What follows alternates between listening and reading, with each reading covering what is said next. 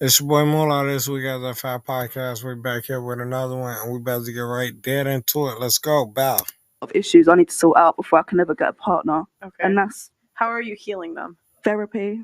Oh, I think therapy makes you crazier. No, you know what? I think all the women I know that go to therapy get worse. Yeah, and I can actually agree with that. But the only reason I'm getting this therapy because it's free at the moment, and I do actually need some sort of help. Is it a male or a female It's a therapist? female. You should go to a male therapist. Really? Yeah, women shouldn't be therapists. That's just my opinion. I'm in the psychology program at the school. I promise you, these women that are giving you horrible. Yeah. Horrible. They're insane. Men look to solve problems. Yeah. So a guy's going to tell you, if I have this problem, this is how you solve it. Women are just going to say, oh, it's okay. Tell me about your trauma. But I've also had men therapists that have made me feel really uncomfortable and flirted with me. And that didn't solve any of my problems. So I felt uncomfortable at my therapy session. So to me, I'll feel more comfortable with a woman. I feel more nurtured. How do you flirt? Just making comments, what's your social media and things like that, you know, making me feel uncomfortable. Because everyone, he knew that I'm a SW, an SW, a sex worker. I'm allowed to say that, right? W. Yeah. Okay. Do you think that helps or hurts with your mental health? It hurts it. So much. Okay. I'll be so real. Well, why do you keep doing it then? Because at that moment, I'm in like a bit of a loophole where it's a bit hard to come out of it, where I'm just used to money being thrown at me. I'm scared to go back into a normal job routine. How much in savings do you have? Savings. Do I really have to answer that? Yeah. Do you have more than what do you roughly make a year? A year, OF? I'd say maybe not on OF, but altogether maybe I'd say about 50K. 50K? Yeah. That's sex work? Yeah. You think you're worth 50K a year? No, but I don't work a lot though with it. I do, I don't overdo it because when I was a bit younger, I overworked, and that's when I was in a really bad. 50K, that's more than the average man. Bad play, I overdid it. So I've taken a bit of a step back. I don't even do my OnlyFans anymore. I more do like dominatrix and come in. And that just keeps me steady for now. Yeah, well, I'm just thinking if you want to get out. Oh, no, of course. Right, so if, it might help to get some savings, so then you can. Yeah, no, I've got savings. Don't get me wrong, I've got savings. But also, I've gotten a lot of debt as well. And I also had to go for a court case, so I'm spending money on solicitors.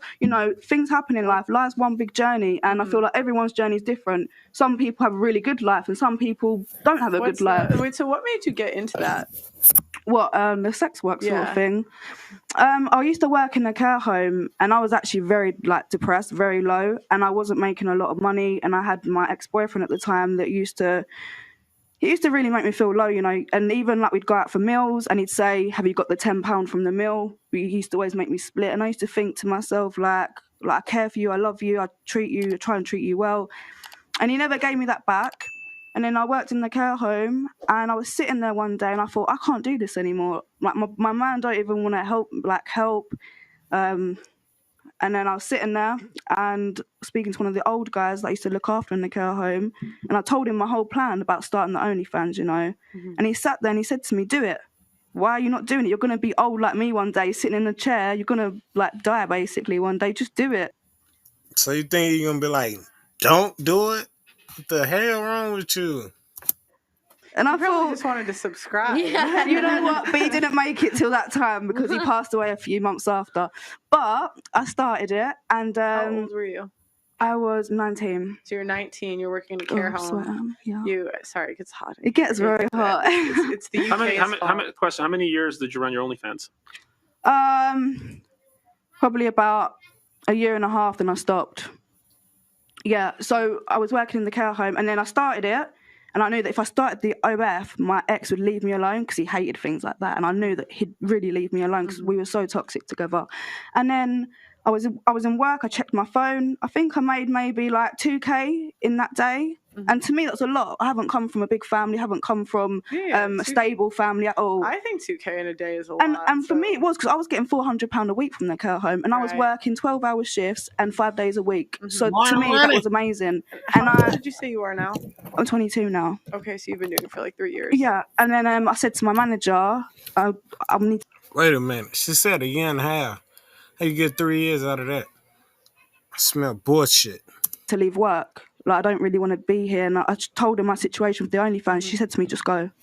So I went, and I just never looked back. So why did you pick that route instead of, like, I don't know, marrying rich? You Like, know what it you're a pretty was? girl. You were 19. Thank you. You were with the guy for 3 years. So you couldn't have been, I mean, what, you probably weren't streeting that much if you were with the guy for 3 years, were you? Maybe you were. Okay. Well, Yeah, I was a mess. I had no control over She was for the streets. my emotions. I felt like I didn't even know who I was. Right. I feel like when you're in a young relationship, you don't even know who you are as a person at that point. You grow to learn who you are. Yeah. Why ruin your own life? You could have got married, ruined someone else's too. I don't want to get married. I'm against marriage. I don't ever want to get married. Thank you. I don't It like wasn't marriage. offering. I was just, Look, she for the streets. She don't never want to get married. Y'all just heard it. There you go.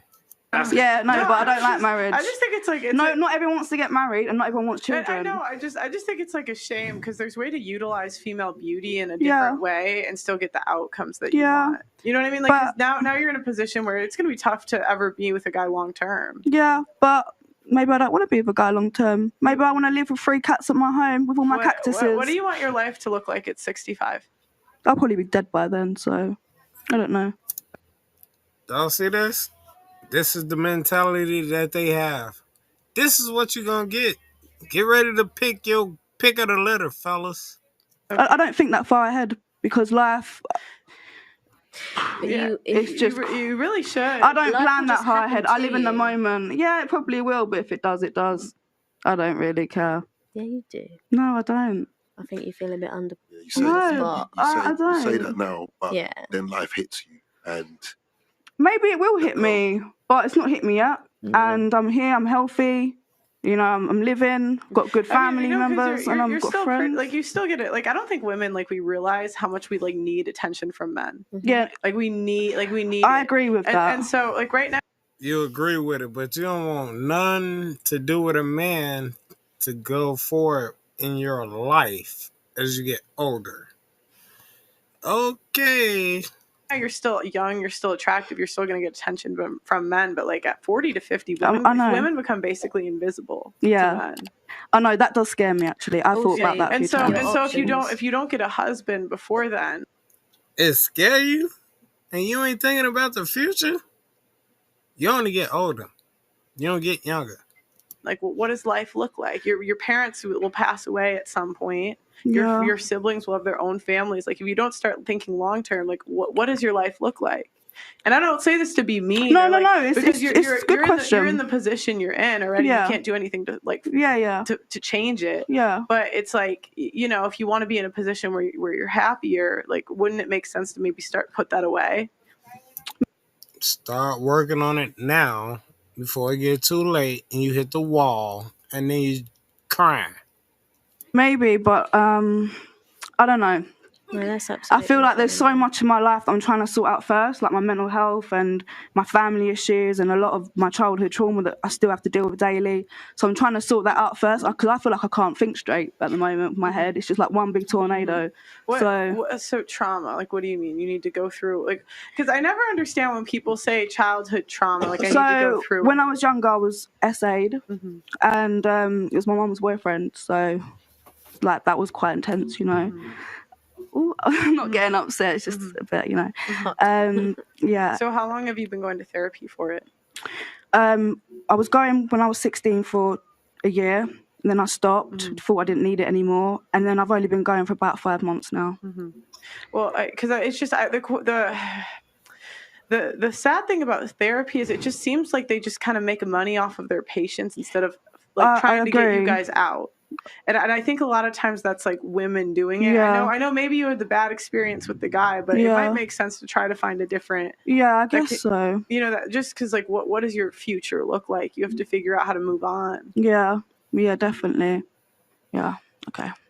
And sometimes there are things that you can't actually get over. So looking at it endlessly, it makes you live in the moment. Yeah, too like I much. always feel like I wake up and I'm still living in the past. Still, Yeah. like my head just keeps living in the past. But you know? and I've just found that if I focus Living in the past. Maybe that's the problem. in the future. You don't live as much in the past. Yeah, I know. You know, yeah. but like right now, you're not even thinking like long term. Yeah. Also, if you had a partner, one that was good for you, not just any old partner, if you were focused on them and they're focused on you, then you also wouldn't have to. I feel like that is why I do hate my job, because I don't glamorize sex work at all. I think don't start it. It does ruin your life. It ruins your mentality, and it ruins how you view men and how men should view you. So yeah, if I could sit here and regret doing sex work, I probably would regret it, only because of the stuff I put on the internet as well, because that's not me. That's just what I've done for money, and you shouldn't have to do them things for money to, you know, you're losing your, not morals, but it could have been private. It could have been private. And I feel like where I was a bit younger and I was getting too excited because of the money, I had no parents to guide me. I kind of lost the control, and now I'm in this situation. But yeah. I'm just thinking there's like steps you could take to get out of it, because you know it's like you're able to make savings, put it away, and learn like a skill. Because I'm just thinking like you're a pretty girl. There's ways to monetize your beauty in a different way. You could start a YouTube channel and do reactions, right? You could do sales. I mean, I don't. Would salespeople hire 100%. sex workers? It's what's interesting to me, and this is actually something, like I said, when I was dating a gal that turned out to be a stripper, and like a really popular one, apparently.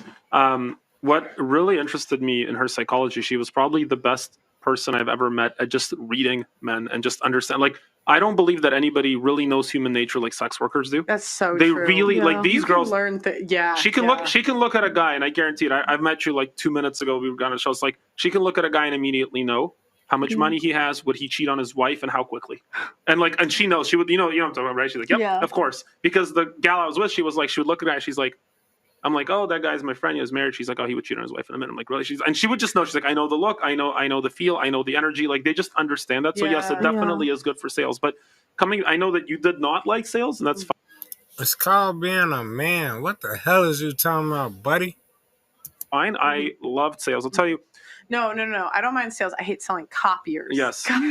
we had a guy in our company that's like one of our top salespeople. He used to sell copiers. Came to us. He likes his life now. But there is something to sales that I think is really, really important tying into this.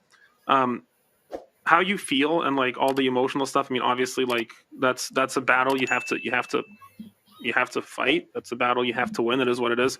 Everybody has some trauma, not at the same level. You know, we're different, but everybody's family is effed up in some way or another. Like, it's just a fact. We all are, you know? And one thing I'm really glad about, like when I was 20 years old and I felt like I was a victim of the world. And I think a lot of people, you know, at a young age feel like they're victims. Like, no, I'm not the best looking. No, I'm not the smartest. No, I'm not this, that. I don't have a big brother to teach me things. Before I was 20, the internet wasn't like a huge thing, which is kind of crazy. So we didn't have these podcasts to learn about life, which is why I appreciate what Pearl does so much, because, you know, we get to learn about life. I was really, really lucky to take a sales position where people probably cared about the money I was making them more than they cared about me. But at least the steps that I needed to take to build myself included a significant amount of discipline, a significant amount of accountability, and being honest with myself, because I didn't get paid if I didn't sell anything. So I had to be very brutally honest with myself and extremely disciplined. But what really helped was getting around another group of people around me that were disciplined and growing, and they didn't resent my success. They celebrated my success, and I celebrated their success. And when I failed, they didn't crap on me. They said, hey, you failed. Let's work together to make you better if you want to be better. You know, and so one of the things actually we do in our company is, and I think Tate and those guys have the war room. People are like, the war room was, I think that's brilliant. I think just giving men a place to meet other ambitious, successful, or striving men. That's better than school. Yeah, and we need that. We do the same thing in our company. Like, we bring guys in and we literally mold them and work with them to make them more accountable, to grow. And do some guys resent it? Yes, they leave and they resent it because they don't like to be in an environment where they feel like they're not enough. But other guys flourish in that environment. And as a man, I'm talking from a man's perspective, you don't have, like, a woman can cry and still move into another man's life a couple of years later. Men don't have that option. Like, we need to be building all the time. And if you feel like you're a dude and you're a little bit victimized, it's time to step up and get around people that will help you grow. All right. There we go. There we have it. So, y'all heard what it is. It's your boy Moolah. This week at the Fat Podcast. We'll be back with another one. Bow.